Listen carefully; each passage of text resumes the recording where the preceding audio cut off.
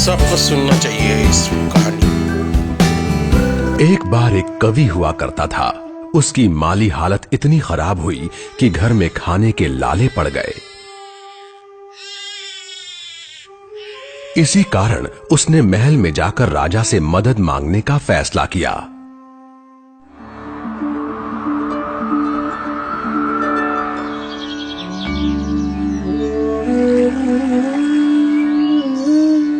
राजा के बुलाए जाने पर उसने अपनी कविताएं पढ़नी शुरू कर दी।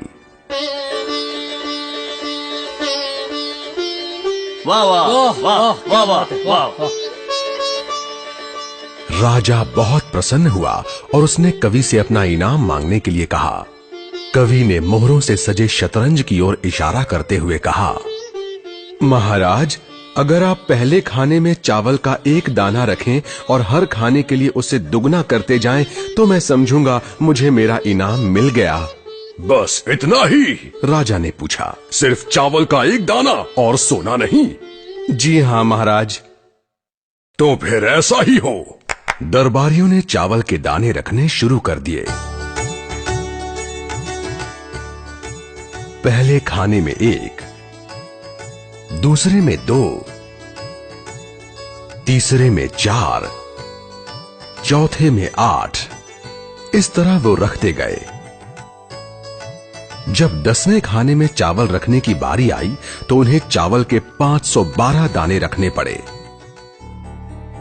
20वें खाने तक संख्या बढ़कर 5,24,288 हो गई।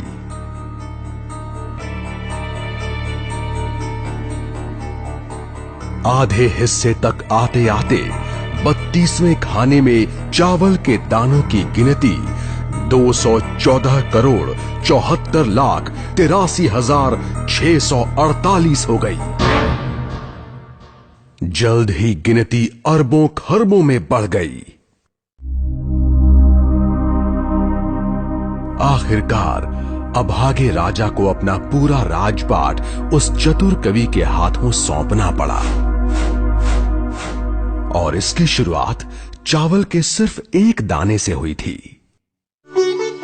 कहानी की सीख, चक्रवृद्धि की ताकत को कम नहीं आंकना चाहिए।